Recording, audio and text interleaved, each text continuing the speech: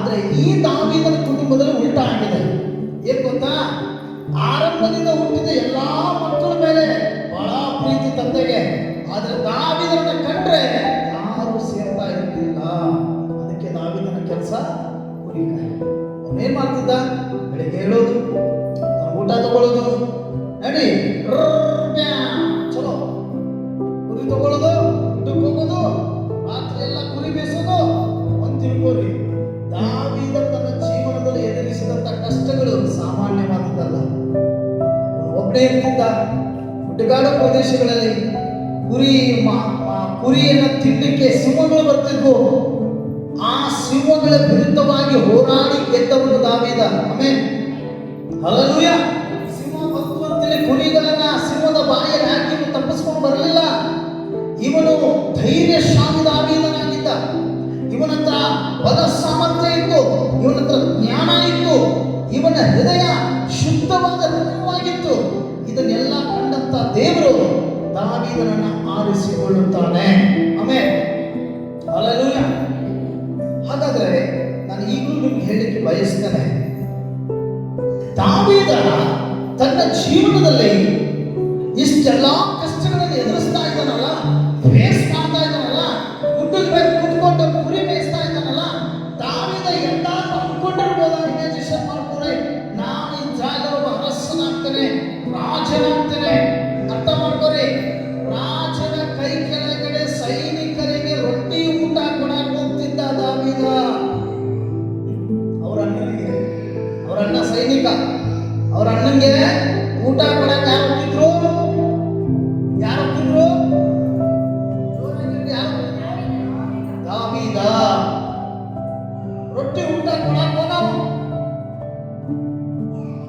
ಯಾರಿಗೆ ಗೊತ್ತ್ರಿ ಇಲ್ಲಿ ಕೂತವರ ವಿಷಯದಲ್ಲಿ ದೇವ್ರ ಏನು ಆಲೋಚನೆ ಇದೆ ಅಂತೇಳಿ? ಹಲ್ಲೆಲೂಯಾ.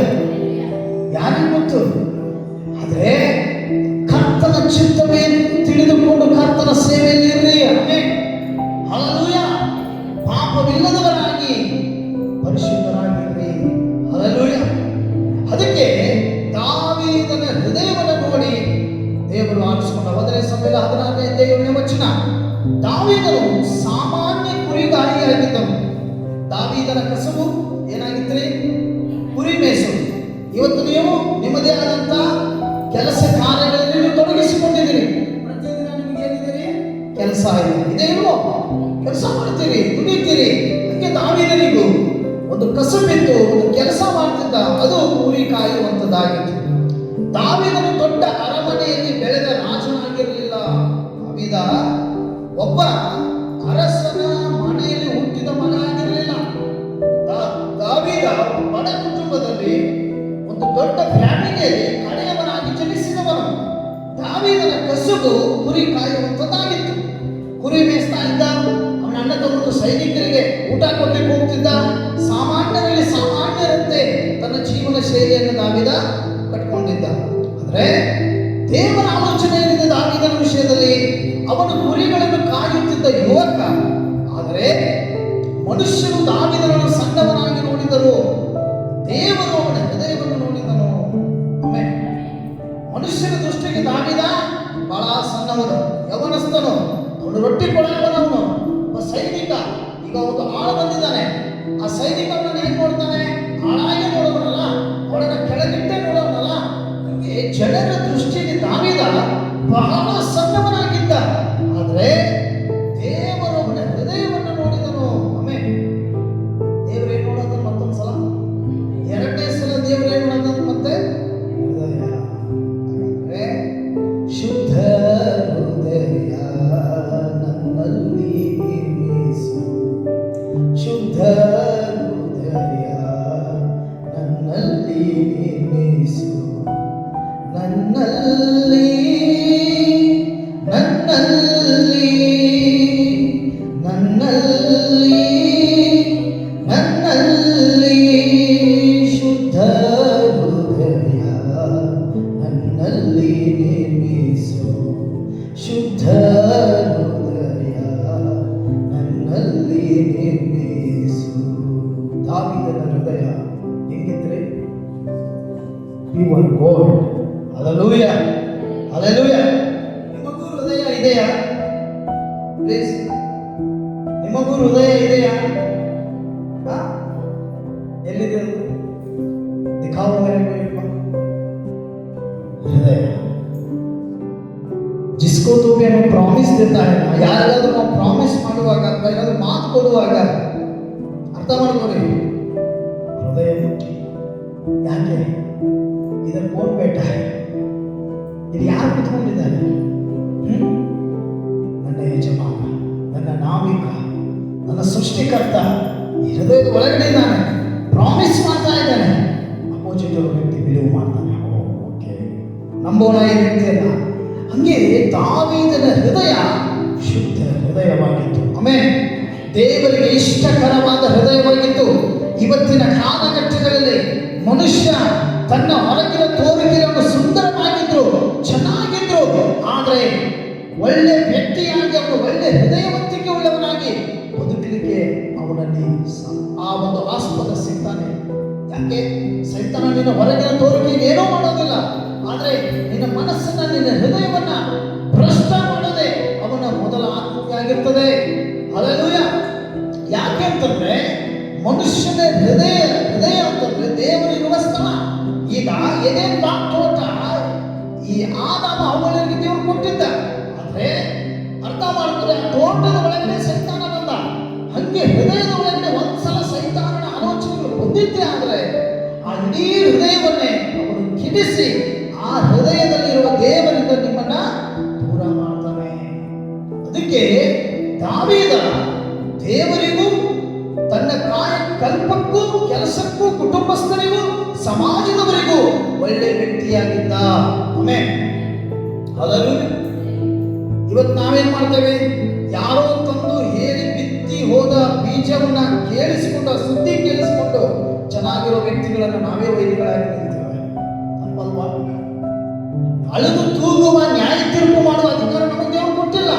ಚೆನ್ನಾಗಿದೆ ನಿನ್ನ ಹೃದಯ, ಪ್ರತಿಯೊಬ್ಬ ವ್ಯಕ್ತಿಯನ್ನು ಪ್ರೀತಿಸುವ ನಿನ್ನ ಹೃದಯ, ಆದರೆ ಚೆನ್ನಾಗಿರೋ ವ್ಯಕ್ತಿಯನ್ನ ಪ್ರೀತಿಸ್ತಾ ಇರೋ ವ್ಯಕ್ತಿಯ ಕುರಿತು ನಿನಗೆ ಯಾರೋ ಏನೋ ತಗೊಂಡ್ಬಂದು ಸುದ್ದಿ ಹೇಳಿದಾಗ ನಿನಗೆ ಆಟೋಮೆಟಿಕ್ಲಿ ಆ ವ್ಯಕ್ತಿಯ ಕುರಿತು ನಿನ್ನಲ್ಲಿ ಚಿಕಿತ್ಸೆ ಪ್ರಾರಂಭ ಆಗ್ತದೆ.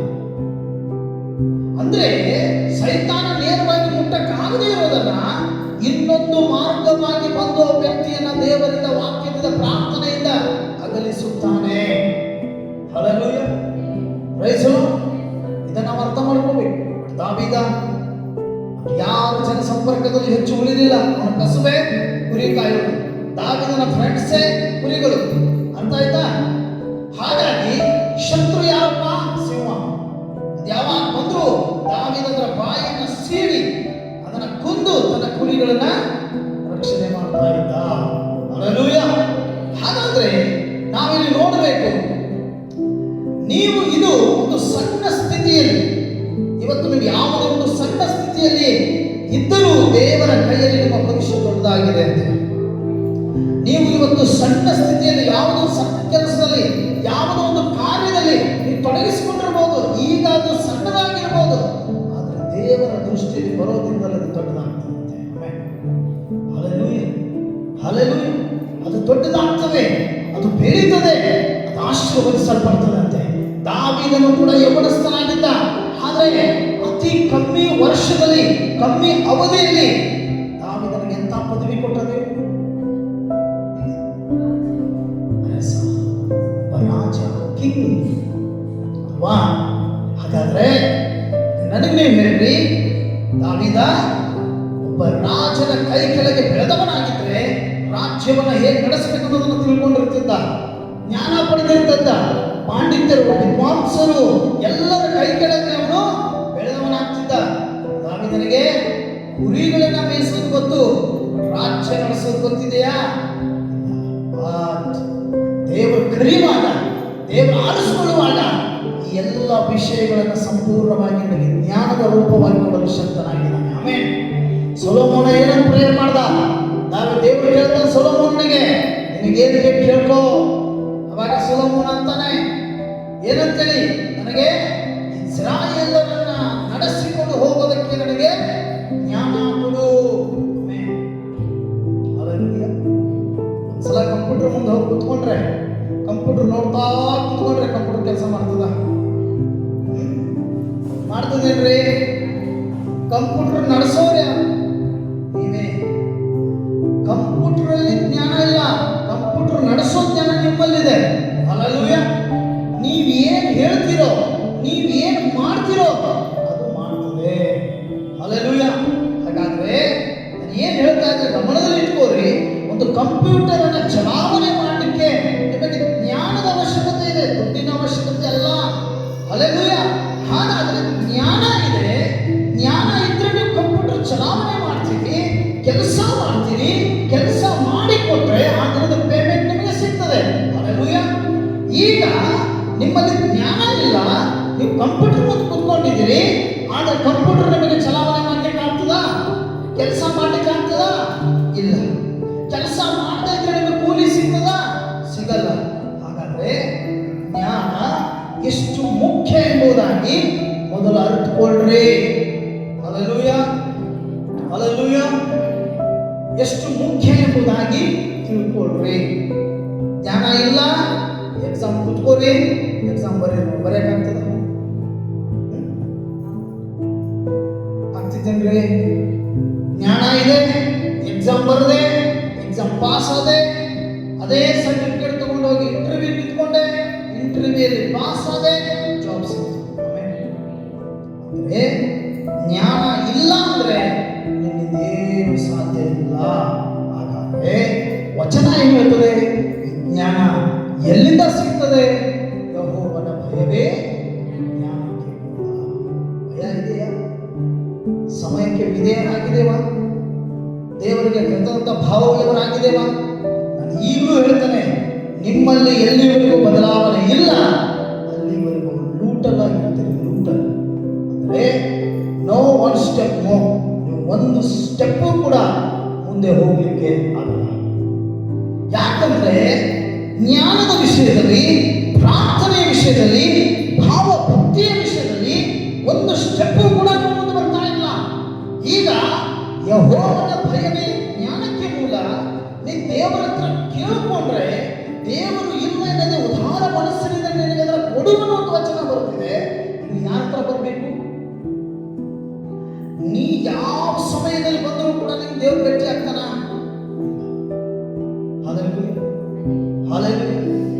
ದೇವರು ತನ್ನ ವಚನದಲ್ಲಿ ಬಂದಿದ್ದಾನೆ. ಹಲ್ಲೆಲೂಯಾ.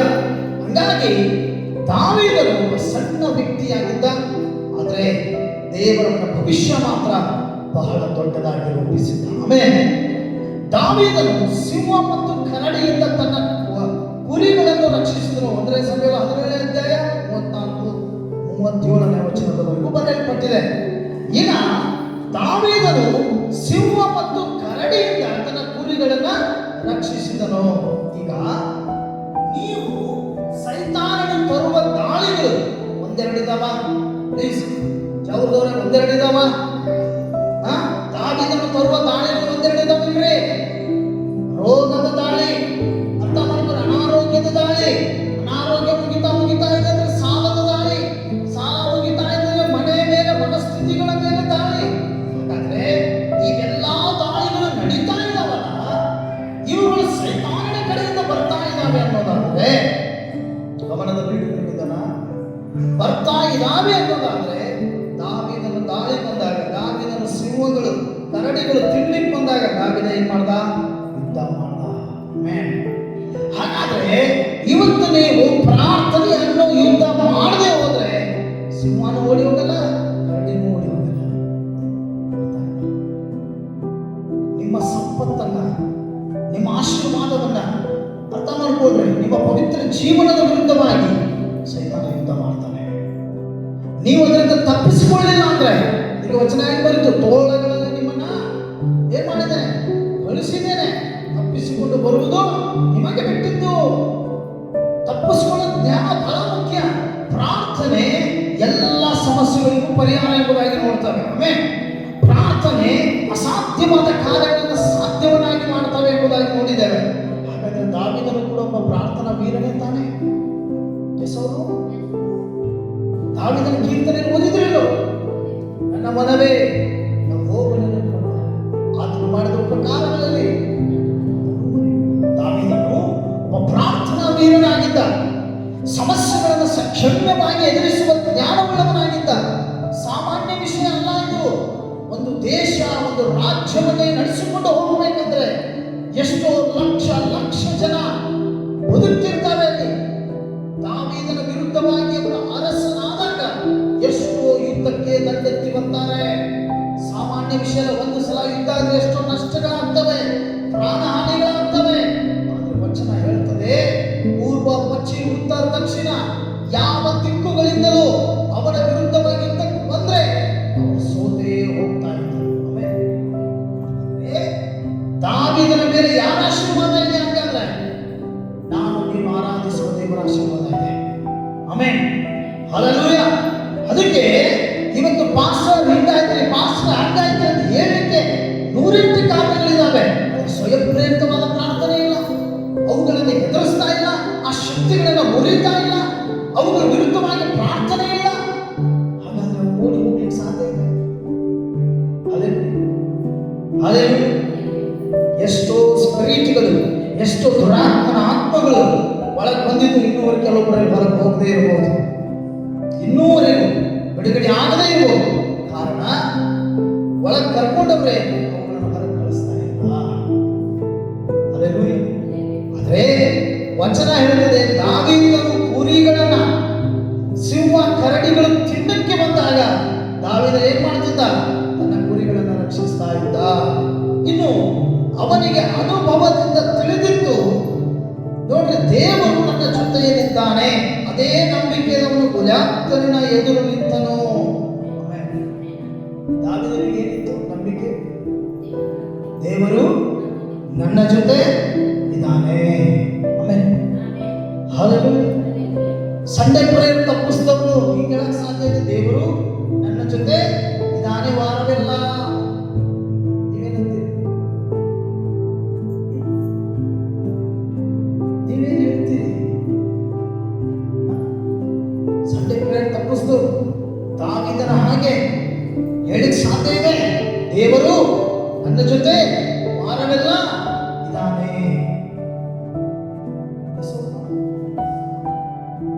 ಹೇಳಿಕ್ ಸಾಧ್ಯ ಇದೆ. ಅವರ ಮನಸ್ಥಿತಿಯಲ್ಲಿ ಇವತ್ತು ನಾನು ಇನ್ನೊಂದು ವಿಷಯ ಇಲ್ಲ, ಒಬ್ಬ ವ್ಯಕ್ತಿ ಸಂಡೇ ಪ್ರೇಯರ್ ತಪ್ಪಿಸ್ಲಿಕ್ಕೆ ಇನ್ನೊಬ್ಬ ವ್ಯಕ್ತಿ ಕಾರಣ. ಜನ ಇವತ್ತು ದೇವರ ವಾಕ್ಯವನ್ನು ನೋಡಿ ಫಾಲೋ ಮಾಡ್ತಾ ಇಲ್ಲ, ಜನರನ್ನ ನೋಡಿ ಫಾಲೋ ಮಾಡ್ತಾ ಇದ್ದಾರೆ. ಜನರ ನೋಡಲೇ ಕೊಂಡಿದ್ದ ಧರ್ಮ ಕಾರ್ಯಗಳನ್ನು ಮಾಡೋದ್ರಿಂದ ದೇವರ ಆಶೀರ್ವಾದ ಬರೋದಿಲ್ಲ. ನಾವು ಯಾವುದೇ ಭಕ್ತಿ ಭಾವ, ಯಾವುದೇ ಕೆಲಸ ಮಾಡುವಾಗಲೂ ನಮಗೆ ದೇವರ ಮೇಲೆ ನಂಬಿಕೆ ಇರಬೇಕು. ಆಮೆನ್. ಅದೇ ದಾವೀದನ ಒಳಗಡೆ ಇತ್ತು. ಎಂಥ ಯುದ್ಧ ಬಂದ್ರು, ಎಂಥ ಶೋಧನೆ ಬಂದ್ರು, ದಾವೀದನ ಗುಂಡಿಗೆ ಇತ್ತಲ್ಲ ಬಹಳ ಧೈರ್ಯಶಾಲಿಯಾಗಿತ್ತು. Amen, hallelujah. ನಾನು ಯಾಕೆ ಮಾತಾಡ್ತಾ ಇದ್ದೀನಿ ಅಂತಂದ್ರೆ, ಇವತ್ತು ಎಷ್ಟೋ ಜನ ಭಯಪಟ್ಟು, ಲೋಕದ ಚಿಂತೆಗಳಿಗೆ, ಕಾರ್ಯಗಳಿಗೆ ಭಯಪಟ್ಟು ಏನೋ ಸಾಧನೆ ಮಾಡೋ ರೀತಿಯಲ್ಲಿ ಪವಿತ್ರ ಸ್ಥಾನವನ್ನೇ ತ್ಯಾಗ ಮಾಡಿ ಹೋದವರಿದ್ದಾರೆ. ಹಲ್ಲೆಲೂಯಾ. ಪ್ರಾಪಂಚಿಕ ಜೀವನಕ್ಕೆ ಮನುಷ್ಯ ಒಂದು ಸಲ ಬಿದ್ದ ಅಂದ್ರೆ ಅವನ ದೇಹದಲ್ಲಿ ರಕ್ತ ಹಿಡಿದುಕೊಂಡು ಸೈತನ ಏನ್ ಮಾಡ್ತಾನೆ? ಯುದ್ಧ ಮಾಡಿ ಪ್ರಾರಂಭ ಮಾಡ್ತಾನೆ. ಹಲ್ಲೆಲೂಯಾ. ಹೌದಲ್ವಾ? ನಾವು ಕರ್ತನ ಜಜ್ಜಲ್ಪಟ್ಟ ದೇಹದಲ್ಲಿ ಸುರಿಸಲ್ಪಟ್ಟ ರಕ್ತದಲ್ಲಿ ನಾವು ಪಾಲುಗಾರರಾಗಬೇಕಂದ್ರೆ ಯೇಸು ಸ್ವಾಮಿಯ ರಕ್ತ ನಮ್ಮ ಒಳಗಡೆ ಇದೆ. ಆಮೆನ್. ಅದೇ ನೀನು ಪ್ರಾಪಂಚಿಕ ಜೀವನಕ್ಕೆ ಹೋದಾಗ, ಪಾಪ ಮಾಡುವಾಗ ಆಟೋಮೆಟಿಕ್ ಆಗಿ ಸೈತಾನ ಕಾರ್ಯ ಮಾಡ್ತಾನೆ. ಆದರೆ ದಾವೀದ ಎಂಥ ಶೋಧನೆ ಬಂದ್ರು, ಎಂಥ ಕಷ್ಟ ಬಂದ್ರು, ಎಂಥ ಸಮಸ್ಯೆ ಬಂದ್ರು, ತನ್ನ ನಂಬಿಕೆಯನ್ನ ಎಂದು ಅಚಲಗೊಳಿಸಲಿಲ್ಲ. ಆಮೆನ್. ಧೃತಿಗೆಡಲಿಲ್ಲ, ಸೋತು ಹೋಗಲಿಲ್ಲ. ಆದರೆ ಇವತ್ತು ಎಷ್ಟೋ ಜನ ಇದ್ದಾರೆ, ಇನ್ನೂವರೆಗೂ ನಿಮ್ಗೆ ಹೇಳ, ನಾನು 3 ತಿಂಗಳು ಚರ್ಚ್ ಬಿಟ್ಟೇ ಬಿಡೋದು, ಬೇಕಾದಷ್ಟು ಕುಡಿಯೋದು, ಡ್ರಿಂಕ್ಸ್ ಮಾಡೋದು, ಎಲ್ಲಾದ್ರೂ ಚಟ ಮಾಡೋದು, ಲೋಕದ ಸಂಘ ಮಾಡೋದು, ಎಲ್ಲ ಮಾಡೋದು. 3 ತಿಂಗಳಾಯ್ತಾ ಪಶ್ಚಾತ್ತಾಪ ಸ್ಟಾರ್ಟ್ ಆಗೈತಿ. ಪಶ್ಚಾತ್ತಾಪ ಬಿಡೋದು, ಹಿಂದೆ ಬರೋದು, ಹಿಂದೆ ಮುಂಡ್ರೋದು, ಹೇಳೋದು. ಯಾವ್ದಾದ್ರು ಫಂಕ್ಷನ್ ಇರ್ತಾರ, ಕಾಯೋದ ಫಂಕ್ಷನ್ ದಿನ ಬಂದು ಎಲ್ಲ ಓಡಾಡ್ದಂಗೆ ಮಾಡಿ, ಆಯ್ತು ಈಗ ಹಮಾರ ಕಾಮ್ ಹುआ, ಅಗಲ ಸಂಡೇ ಆರಾಮ್ ಸೆ ಆಯೇಗಾ. ನಾನು ಈಗೂ ಹೇಳ್ತೀನಿ, ನೀನು ಏನು ಅನ್ಕೊಂಡು ಮಾಡ್ತಾ ಇದ್ದೀನಿ ಮನುಷ್ಯರಿಗೋಸ್ಕರ ಮಾಡಿದ್ರೆ ವಿರೋಧಿಸುವವರಲ್ಲ. ಈಗಲೂ ಹೇಳ್ತಾರೆ, ನ್ಯಾಯ ತೀರ್ಪು ಮಾಡೋನು ऊपर बैठा है, ಮೇಲೆ ಕೂತಿದ್ದಾನೆ. ಅವ್ನು ಗೊತ್ತಿದೆ ನಿಮ್ಮ ಭವಿಷ್ಯ ನಾಳೆ ಏನಾಗ್ಬೋದು ನಿಮಗೆ ಗೊತ್ತಿಲ್ಲ, ದೇವರಿಗೆ ಗೊತ್ತಿದೆ. ಸೊ ಹಾಗಾಗಿ ಈಗಲೂ ನಾನು ಹೇಳ್ತೇನೆ, ನಾಳೆ ಏನಾಗೋದು ನಿಮಗೆ ಗೊತ್ತಿಲ್ಲ. ದಾವೀದನಿಗೆ ಗೊತ್ತಿರಲಿಲ್ಲ ನಾನು ಅರಸನಾಗ್ತೇನೆ ಅಂತ. ದಾವೀದ ತನ್ನ ಜೀವನದ ಉದ್ದಗಲಕ್ಕೂ ಅರ್ಥ ಮಾಡ್ಕೋರಿ, ನಂಬಿಕೆಯನ್ನು ಬಹಳ ಗಟ್ಟಿಯಾಗಿ ತನ್ನ ಹೃದಯದಲ್ಲಿ ಇಟ್ಕೊಂಡಿದ್ದ. ಇನ್ನು ನಾವು ನೋಡ್ತೇವೆ, ದಾವೀದನು ಗೊಲ್ಯಾತನನ್ನು ಎದುರಿಸಿದನು. ಗೊಲ್ಯಾತನು ದೊಡ್ಡ ಯುದ್ಧ. ದಾವೀದನ ಬಳಿ ಕತ್ತಿ ಇರಲಿಲ್ಲ, ಅವನು ಬಳಿ ಜೊಲ್ಲಿ ಮತ್ತು 5 ನುಣುಪಾದ ಕಲ್ಲುಗಳಿದ್ದವು. ಅರ್ಥ ಮಾಡ್ಕೊಂಡು, ಗೊಲ್ಯಾತನು ಒಬ್ಬ ಯೋಧ, ಫಿಲಿಷ್ಟಿಯರ ಸೈನ್ಯದಲ್ಲಿ ಬಹಳ ಎತ್ತರ ಮತ್ತು ಬಲಾಢ್ಯವಾದ ವ್ಯಕ್ತಿ. ಫಿಲಿಷ್ಟಿಯರು ಯಾರು ಗೊತ್ತಾ? ಇಸ್ರಾಯೇಲರ ವಿರೋಧಿಗಳು. ಅವ್ರದ್ದು ಒಂದು ಸೈನ್ಯ, ಇವ್ರದ್ದು ಒಂದು ಸೈನ್ಯ. ಈಗ ಫಿಲಿಷ್ಟಿಯರು ಇಸ್ರಾಯೇಲರ ಮೇಲೆ ಯುದ್ಧಕ್ಕೆ ಬರ್ತಾ ಇದ್ದಾರೆ ಅಂದ್ರೆ ರಣಾಂಗಣ ಸಿದ್ಧವಾಗಿದೆ. ಅವರಷ್ಟು ದೂರ ಇದ್ದಾರೆ, ಇಸ್ರಾಯೇಲರು ಎಲ್ಲಿದ್ದಾರೆ ಅಲ್ಲಿ. ಅಷ್ಟು ದೂರ ಇದ್ದಂತ ಫಿಲಿಷ್ಟಿಯರ ಮಧ್ಯದಲ್ಲಿ ಒಬ್ಬನೇ ನಿಂತ್ಕೊಂಡಿದ್ದಾನೆ. ಅಷ್ಟು ದೂರದಿಂದ ಅಷ್ಟೂ ಜನ ಕಾಣ್ತಾ ಇಲ್ಲ, ಬಟ್ ಆ ಗೊಲ್ಯಾತ ಒಬ್ಬನೇ ಕಾಣ್ತಾ ಇದ್ದಾನೆ. ಯಾಕೆ ಹೇಳಿ, 9 ಉದ್ದ ಇದ್ದ. ಹಲ್ಲೆಲೂಯ. ಬೈಬಲ್ ಹೇಳ್ತದ, ಅಷ್ಟು ಎತ್ತರ ಇರೋ ಮನುಷ್ಯ ಅವನು ಇಲ್ಲಿಂದ ನೋಡಿದ್ರೆ ಅವನು ಒಬ್ಬನೇ ಕಾಣ್ತಾ ಇದ್ದ. ಇಲ್ಲಿ ಇಸ್ರಾಯೇಲರಿಗೆ ಭಯ ಸ್ಟಾರ್ಟ್ ಆಯ್ತು. ಅವನೇನು ಹೇಳೋದು ಗೊತ್ತಾ? ಫಿಲಿಷ್ಟಿಯರೇ ಬೇರೆ ತಲೆ ಕೆಡಿಸ್ಕೋಬೇಕು, ಈ ಇಸ್ರಾಯೇಲನ್ನ ನಾವು ಒಬ್ಬನೇ ನೋಡ್ಕೊತೀವಿ. ಹಲ್ಲೆಲೂಯ. ಫಿಲಿಷ್ಟಿಯರಿಗೆ ಬಹಳ ಹುರುಪು, ಒಬ್ಬ ಗೊಲ್ಯಾತ ಸಾಕು. ಇಂಥ ಒಬ್ಬ ಗೊಲ್ಯಾತ ನಮ್ಮ ಫಿಲಿಷ್ಟಿಯರ್ ಇದಾನಲ್ಲ, ಇನ್ನು ಇಸ್ರಾಯೇಲ್ ಕತೆ ಮುಗೀತು ಅನ್ನೋರು. ಈ ಗೊಲ್ಯಾತ ಬಾಯಿ ಮಾಡಿ ಚೀರಿ ಕರೆಯುವ ಇಸ್ರಾಯೇಲ್ ಅರಸನಿಗೆ, ಬನ್ನಿ ಯುದ್ಧಕ್ಕೆ, ನಾನು ಒಬ್ಬನೇ ಸಾಕು, ನಿಮ್ಮನ್ನೆಲ್ಲ ನಾಶ ಮಾಡ್ತೇನೆ. ಇಸ್ರಾಯೇಲ್ ಅರಸನಿಗೆ ಟೆನ್ಷನ್ ಶುರುವಾಯ್ತು. ಅರ್ಥ ಏನ್ ಮಾಡೋದು ಈಗ? ನಾವು ಸೋತು ಬಿಡ್ತೇವಲ್ಲ, ನಾವು ಶರಣಾಗೋ ಪರಿಸ್ಥಿತಿಗೆ ಬಂದ್ವಲ್ಲ ಅಂತ ಹೇಳಿ ರಾಜನಿಗೆ ಟೆನ್ಷನ್ ಶುರುವಾದ, ಸೈನಿಕರಿಗೂ ಟೆನ್ಷನ್ ಆಗೋದಿಲ್ವಾ? ಆವಾಗ ಅಲ್ಲಿ ಮೌನ, ಬಹಳ ಮೌನವಾಗಿತ್ತು ಆ ಏರಿಯಾ. ಸೈಲೆಂಟ್ ಇದ್ರು. ದಾವೀದನ ಡ್ಯೂಟಿ ಏನಾಗಿತ್ರಿ? ಸೈನಿಕರಿಗೆ ಏನ್ ಕೊಡ್ತಿದ್ದ? ಕರೆಕ್ಟ್ ಆಗಿ ಊಟ ತಗೊಂಡು ಬಂದ. ಎಲ್ಲರೂ ನಿಂತಿದ್ರು. ದಾವೀದನಿಗೆ ಪ್ರತಿ ಸಲ ಬಂದಿದ್ದಕ್ಕಿಂತಲೂ ಈ ಸಲ ಯಾಕೋ ಬೇರೆ ಅನ್ನಿಸ್ತು. ಏನೋ ಟೆನ್ಷನ್ ಆಗಿದೆ, ಏನೋ ಸಮಸ್ಯೆ ಆಗಿದೆ ಅನ್ನೋದು ದಾವೀದನಿಗೆ ಗೊತ್ತಾಯಿತು. ಗೊತ್ತಾದಾಗ ಅಲ್ಲಿ ಇರೋ ಅವನ ರೊಟ್ಟಿ ಕೊಡುವಂತ ಅವನ ಅಣ್ಣ ಕೇಳ್ತಾನೆ, ಅಣ್ಣ ಏನಾಗಿದೆ ಇಲ್ಲಿ ಅಂತ ಕೇಳ್ತಾನೆ. ಅಣ್ಣ ಏನ್ ಮಾಡಿಬಿಟ್ರು, ಇದೆಲ್ಲ ನಿನಗೆ ಬೇಕು, ರೊಟ್ಟಿ ಕೊಟ್ಟ ಸುಮ್ಮನೆ. ಆದ್ರೆ ದಾವೀದ ಅಷ್ಟಕ್ಕೆ ಸುಟ್ಟು ಬಿಡ್ಲಿಲ್ಲ. ಸ್ವಲ್ಪ ದೂರ ಹೋದಾಗ ಮಾಡಿ ಪಕ್ಕದಲ್ಲಿರೋ ಸೈನಿಕರಿಗೆ ಕೇಳ್ದ, ಏನಾಗಿದೆ, ಏನ್ ಸಮಸ್ಯೆ ಅಂತ ಕೇಳಿದ. ಅವಾಗ ಹೇಳ್ತಾನೆ, ಇಲ್ಲ ಫಿಲಿಷ್ಟಿಯರು ನಮ್ಮ ವಿರುದ್ಧವಾಗಿ ಯುದ್ಧಕ್ಕೆ ಎದ್ದಿದ್ದಾರೆ. ಆದ್ರೆ ಫಿಲಿಷ್ಟಿಯರ ಮಧ್ಯದಲ್ಲಿ ಒಬ್ಬ ಗೊಲ್ಯಾತನಂತ ಬಲಾಢ್ಯ ಮನುಷ್ಯ ಇದ್ದಾನೆ, ಅವನನ್ನು ಎದುರಿಸಲಿಕ್ಕೆ ನಮ್ಮ ಕೈಯಿಂದ ಆಗ್ತಾ ಇಲ್ಲ. ಈ ವಿಷಯ ತಿಳಿದು ರಾಜ ಚಿಂತಾಕ್ರಾಂತನಾಗಿದ್ದಾನೆ ಅನ್ನೋ ವಿಷಯ ದಾವೀದನಿಗೆ ತಿಳಿತು. ದಾವೀದ ಏನಂತ ಗೊತ್ತಾ? ಅಯ್ಯೋ, ಇಷ್ಟು ವಿಷಯಕ್ಕಾಗಿ ನೀವು ಟೆನ್ಷನ್ ತಗೊಳತ್ತೀರಿ, ತಲೆ ಕೆಡಿಸ್ಕೋಬೇಡ್ರಿ. ದಾವೀದನನ್ನ ಗೊಲ್ಯಾತನನ್ನ ಒಬ್ಬನೇ ಹೊಡಿತಾನಂತ. ಅಂದ್ರೆ ಕುರಿ ಕಾಯಕ್ಕೆ ಹೋದಾಗ ದಾವೀದ ಕುರಿ ಕಾಯಕ್ಕೆ ಹೋಗ್ಬೇಕಾದ್ರೆ ಎಲ್ಲಾರು ಏನ್ ತಗೊಂಡ್ಬೇಕಾರೆ ಕೈಯಾಗ ಏನ್ ತಗೊಂಡ್ಬೇಕಾರೆ? ಕುರಿ ಕಾಯಕ್ಕೆ ಏನಿರ್ತದ? ಬೆತ್ತ. ಅದ್ರ ದಾವೀದನ ಕೈಯಾಗ ಬೆತ್ತಲ್ಲ, ಕೌನಿ ಹೋಯ್ತಿದ್ದ. ಕೌನಿ ಅರ್ಥ ಮಾಡ್ಕೋರಿ. ಆದ್ರೆ ಸೈನಿಕರಿಗೆ ದಾವೀದ, ನೀವು ಯಾಕೆ ಚಿಂತೆ ಮಾಡತ್ತೀರಿ, ಅರಸನ ಹತ್ರ ನನ್ನನ್ನು ಕರ್ಕೊಂಡು ಹೋಗ್ರಿ, ನಾನು ಅವನನ್ನು ಎದುರಿಸ್ತೇನಂತ. ಸೈನಿಕ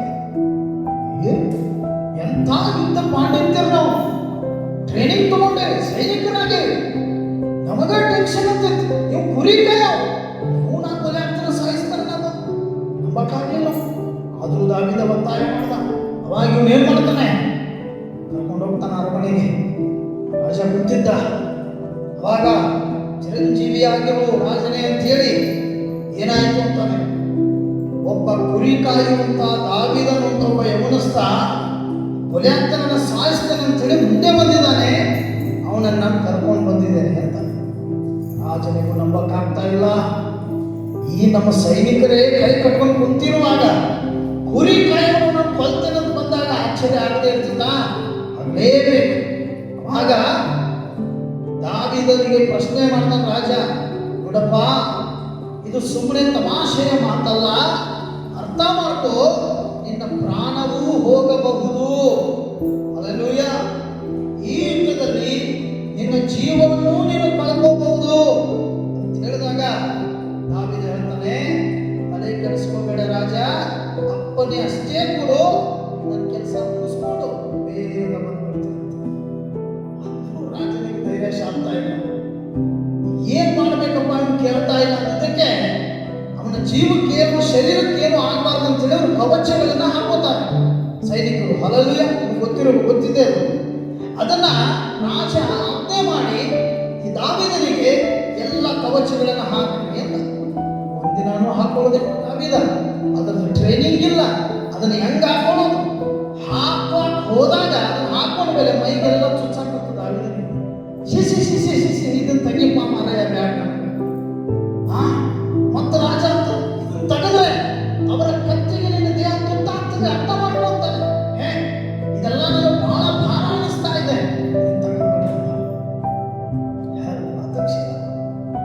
ದಾವೀದ ಬರ್ತೀನಿ ರಾಜನೇ ಅಂತ ಹೇಳಿ ಹೋಗ್ತಾನೆ. ದಾವೀದ ಎಲ್ಲಿ ಹೋಗ್ಬೇಕು ಹೇಳ್ರಿ? ಗೊಲ್ಯಾತನ ಕಡೆ ಹೋಗ್ಲೇನೋ.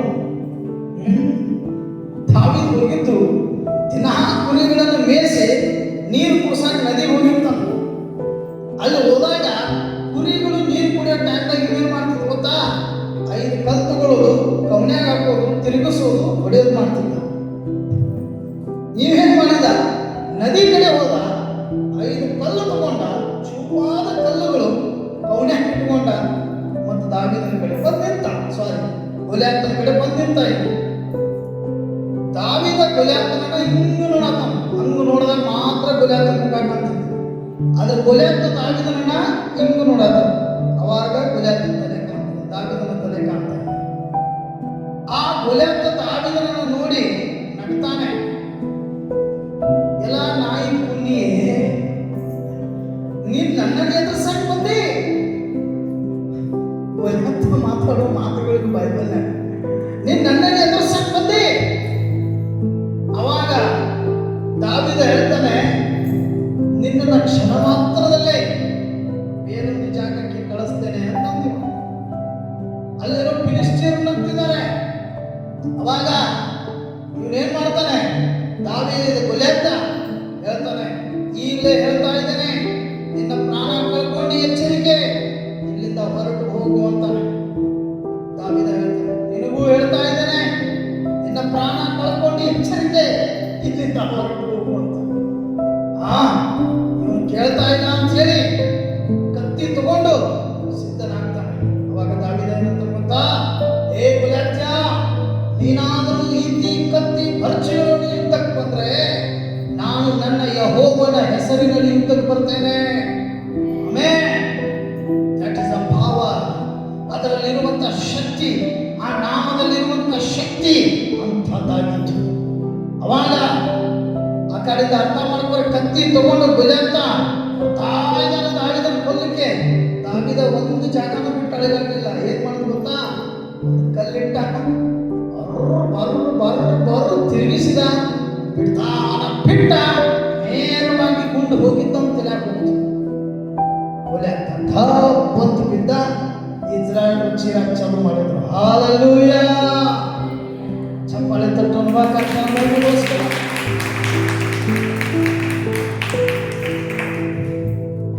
ಒಂದು ಕಲ್ಲು ಇದುವರೆಗೆ ಕೂಟಿದ್ದಂತ ಒಬ್ಬ ಬಲಾಢ್ಯ ಮನುಷ್ಯ ಬಿದ್ದು ಹೋದ. ಗಾಡ್ಸ್ ಕ್ರಿಯೇಷನ್ ಮಿನಿಸ್ಟ್ರಿ ಸಭೆ ಇಂಥ ಎಷ್ಟು ಸವಾಲುಗಳನ್ನು ಎದುರಿಸಿದೆ. ಹಲ್ಲೆಲೂಯಾ. ಎಷ್ಟೋ ಸವಾಲುಗಳನ್ನು ಎದುರಿಸಿದೆ. ಯಾಕೆ ಈ ಮಾತನ್ನು ಹೇಳ್ತಾ ಇದ್ದೇನೆ? ದಾವೀದ ಯಾರ ಮೇಲೆ ನಂಬಿಕೆ ಇಟ್ಟಿದ್ದ? ಯಾರ ಮೇಲೆ? ಅವನು ಯುದ್ಧ ಮಾಡುವಾಗಲೂ ಕೂಡ ಯೆಹೋವನ ಹೆಸರಿನಲ್ಲಿ ಯುದ್ಧ ಮಾಡಿದ. ಅದರ ಪರಿಣಾಮವಾಗಿ ಗೊಲ್ಯಾತ ಸತ್ತು ಹೋದ. ಫಿಲಿಷ್ಟಿಯರು ಭಯಪಟ್ಟರು. ಇಸ್ರಾಯೇಲಿನ ಅರಸನಿಗೆ ಸಂತೋಷವಾಯಿತು.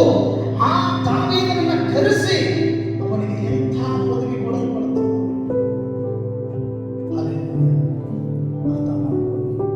ನಾನು ಯಾಕೆ ಈ ಮಾತನ್ನು ನಿಮಗೆ ಹೇಳ್ತಾ ಇದ್ದೀನಿ ಅಂತಂದ್ರೆ, ದೇವರ ಯೋಚನೆ ದೊಡ್ಡದಾಗಿದ್ರೆ ಕೆಲವೊಂದು ಸವಾಲುಗಳನ್ನು ಎದುರಿಸುವ ನಿಟ್ಟಿನಲ್ಲಿ ದೇವರು ನಮ್ಮನ್ನು ನಡೆಸ್ತಾರೆ. ಟ್ರೈನಿಂಗ್ ಮೋಸ್ಟ್ ಇಂಪಾರ್ಟೆಂಟ್ ಆಗ್ತದೆ. ಒಂದು ಪದವಿ ತಗೋಬೇಕಂದ್ರೆ, ಆ ಗ್ರೇಟ್ ಸ್ಥಳ ತಲುಪಬೇಕಂದ್ರೆ, ನಾವಲ್ಲಿ ನಿಲ್ಲಬೇಕಂದ್ರೆ ಅರ್ಥ ಮಾಡ್ಕೊಳ್ರಿ, ಮೊದಲು ಈ ಎಲ್ಲ ಯುದ್ಧಗಳನ್ನ ಫೇಸ್ ಮಾಡಲೇಬೇಕು. ಆಮೇಲೆ ಹಲ್ಲೆಲೂಯಾ.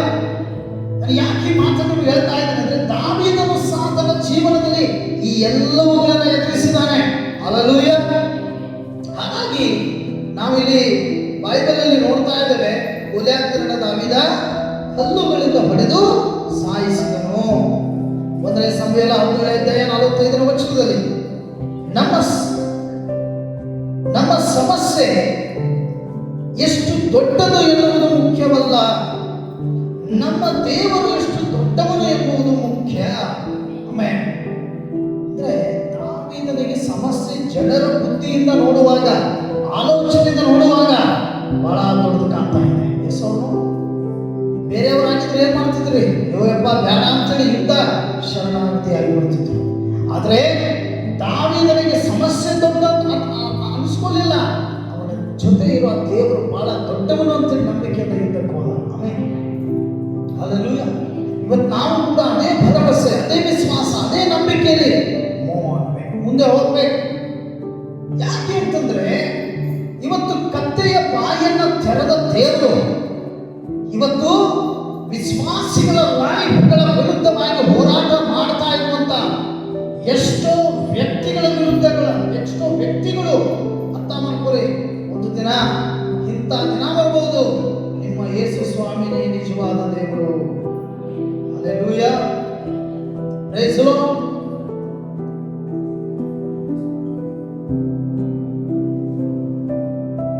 ನನ್ನ ಸ್ವರ ಕೇಳಿಸ್ತಾ ಇದೆಯಾ? ಅರ್ಥ ಮಾಡ್ಕೊಳ್ಳಿ. ದಾವೀದನ ಸಮಸ್ಯೆಗಳು ದೊಡ್ಡದಂತ ಜೀವನದಲ್ಲಿ ಅನ್ಕೊಳ್ಳಿಲ್ಲ. ಬಟ್ ಸಮಸ್ಯೆಗಳನ್ನ ಎದುರಿಸುವ ಶಕ್ತಿ ಕೊಡುವ ದೇವರಿದಾನಲ್ಲ, ದೇವರು ದೊಡ್ಡವನು ಅಂತೇಳಿ ಭಾವಿಸ್ತಾನೆ. ಆಮೇಲೆ ಹಲ್ಲೆಲೂಯಾ. ಈಗ ಅದಕ್ಕೆ ನಾನು ಹೇಳ್ತಾ ಇದ್ದೇನೆ, ಇವತ್ತು ನಿಮ್ಮ ವಿರುದ್ಧವಾಗಿ, ವಿಶ್ವಾಸಿಗಳ ವಿರುದ್ಧವಾಗಿ ನಿಲ್ಲುವ ಅನೇಕ ವ್ಯಕ್ತಿಗಳು ಒಂದು ದಿನ ಈ ತರ ಹೇಳುವ ದಿನ ಬರ್ಬೋದು, ನೀನು ನಂಬಿದ ದೇವರೇ ನಿಜವಾದ ದೇವರು. ಹಲ್ಲೆಲೂಯಾ. ಅದಕ್ಕೋಸ್ಕರ ನಾವು ಅರ್ಥ ಮಾಡ್ಕೋಬೇಕು. ಒಂದು ಸ್ತ್ರೀ ದೇವರ ಆಡ್ತಾರಂತೀವಿ, ಅರ್ಥ ಮಾಡ್ಕೊ. ದೇವರು ಯಾರ ಮೇಲೂ ಬರೋದಿಲ್ಲ. ಅರ್ಥ ಆಯ್ತಾ? ಮನುಷ್ಯನ ವಿಚಾರಗಳು ಮಾತ್ರ ಹಂಗಿದ್ದಾವೆ. ಸೈತಾನ ಇನ್ನೂ ಮೈಯೊಳಗೆ ಬರ್ತಾನೆ. ಸೈತಾನಿಗೆ ಮನುಷ್ಯನ ಶರೀರ ಬೇಕೋ ಬೇಡ, ಅವನೇನು ಜಾಗ ಯಾವುದು, ಗಿಡ ಮರ ಅಲ್ಲ. ಸೈತಾನ ಹೇಳ್ತಾನೆ, ನನಗೆ ಮನುಷ್ಯನ ದೇಹವೇ ದೇಗುಲ.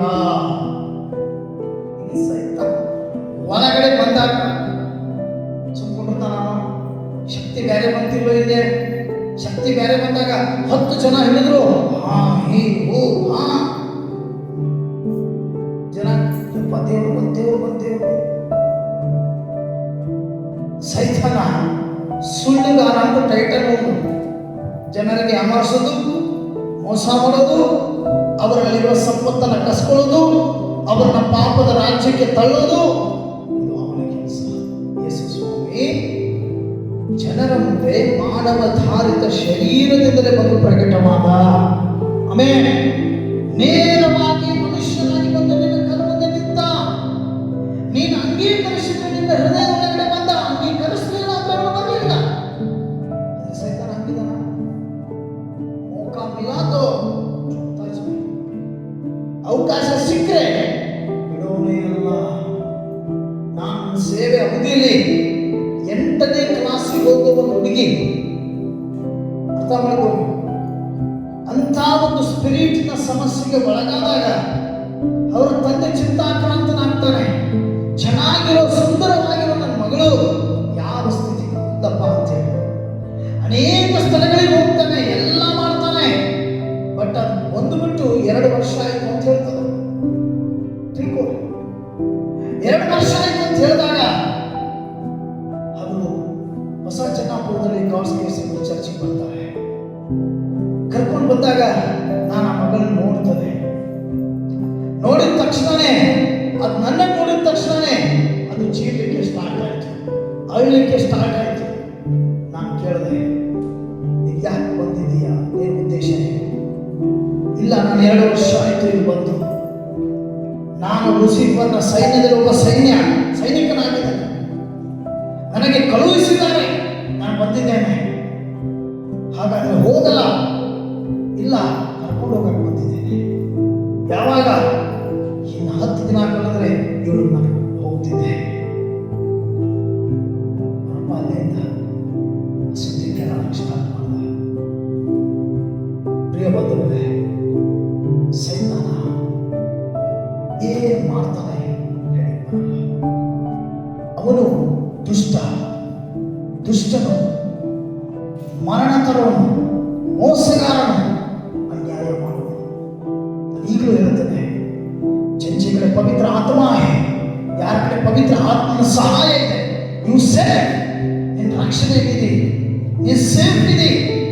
ಈ ತರ ಎಷ್ಟೋ ಸ್ಪಿರಿಟ್ಗಳನ್ನ ಕಳುಹಿಸುವ ಎಷ್ಟೋ ವ್ಯಕ್ತಿಗಳಿದ್ದಾರೆ, ಸೈತಾನನ ಅನುಯಾಯಿಗಳು.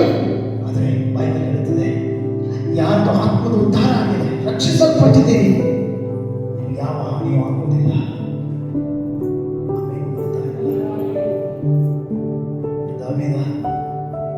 ಎಂಥ ಯುದ್ಧಗಳು ಬಂದರೂ ದೇವರ ಹೆಸರಿನಲ್ಲಿ ಅವುಗಳನ್ನು ಜಯಿಸಿದ. Amen, hallelujah. ಹಾಗಾದ್ರೆ ಇವತ್ತು ನಿಮ್ಮ ಜೀವನದಲ್ಲಿ ಇಂಥ ಯುದ್ಧಗಳು ಎಷ್ಟೋ ನೋಡ್ತಾ ಇದ್ದೀರಿ. ಪ್ರಾರ್ಥನೆ ಯುದ್ಧ ಇದೆ, ಅವುಗಳನ್ನು ಸಂಕ್ಷೇಪವಾಗಿ ಪ್ರಾರ್ಥನೆಯಿಂದ ಎದುರಿಸ್ತಾ ಇದ್ದೀರಾ. ನಿನ್ನೆ ರಾತ್ರಿ ಬೇಗ ಹೋಗೋಣ, ನಾನು ಹೊಸ ಚೆನ್ನಾಪುರದಲ್ಲಿ ಮನೆಯಲ್ಲಿ ಚಿಕ್ಕಿ, ನಾನು ರಾತ್ರಿ ಆಯ್ತು ಹೋಗ್ಬೇಕಾಗಿ ಬೇಗ ಹೋಗ್ತಿದ್ದೆ. ನಿನ್ನೆ ರಾತ್ರಿ ನನ್ನನ್ನು ಪವಿತ್ರ ಆತ್ಮ ತಡೆದ. ಜೊತೆ ದೀಪು ಇದ್ದ, ಅವಸರ ಮಾಡ್ತಿದ್ದ, ಬಟ್ ನಾನು ಅವನು ತಡೆದೆ. ಕುತ್ಕೊಂಡ್ವಿ ನಾವು. ಯಾಕೆ ಗೊತ್ತಾ? ಪ್ರಭು ಯೇಸು ಸ್ವಾಮಿ ನಮ್ಮ ಜೊತೆ ಇರುವಾಗ ಯಾವ ವಾತಾವರಣದಲ್ಲಿ ನಾವು ಇರಬೇಕು, ಯಾವ ಸಮಯದಲ್ಲಿ ನಾವು ಎಲ್ಲಿ ಇರಬೇಕು, ನಮ್ಮನ್ನು ನಿಯಂತ್ರಿಸುವ ಪವಿತ್ರ ಆತ್ಮ ಆಗಿರ್ತಾನೆ. ಇದನ್ನ ನಾವು ಅರ್ಥ ಮಾಡ್ಕೋಬೇಕು. ಈಗಾಗಲೇ ಒಂದು ಮಾತು ಹೇಳಿದ್ರು, ಪಾಸ್ಟರ್ ಬರ್ತಾರೆ ನನ್ನ ಮನೆಗೆ, ವಾತಾವರಣ ಇರಬೇಕು. ನ್ಯಾಯ ತೀರ್ಪು ದೇವರು ಮಾಡೋನಾಗಿದ್ದಾನೆ. ಯೇಸು ಸ್ವಾಮಿ ಯಾವ ಮನೆಗೆ ಹೋದ್ರೋ ಆ ಮನೆ ಆಶೀರ್ವದಿಸಲ್ಪಡ್ತು. ಯೇಸು ಸ್ವಾಮಿ ಶಿಷ್ಯರು ಯಾರ ಮನೆಗೆ ಹೋದ್ರು ಆ ಮನೆ ಪ್ಲೇಸ್ ಆಯಿತು. ಈಗಲೂ ಯೇಸು ಸ್ವಾಮಿಯ ಹೆಸರಲ್ಲಿ ಸೇವೆ ಮಾಡೋ ಪ್ರತಿಯೊಬ್ಬ ಸೇವಕನು ನಿನ್ನ ಪಾದಗಳು ಎಷ್ಟೋ ಅಂದವಾಗಿರುತ್ತೆ.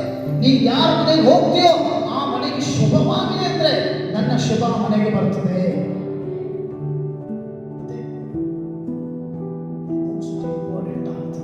ನೀವು ಎದುರಿಸಬೇಕ್ರಿ, ನೀವು ಆಜ್ಞೆ ಮಾಡಬೇಕು, ನೀವು ಘೋಷಣೆ ಮಾಡಬೇಕು, ಸೈತಾನ ಅಧಿಕಾರಗಳನ್ನು ಮುರಿಬೇಕು.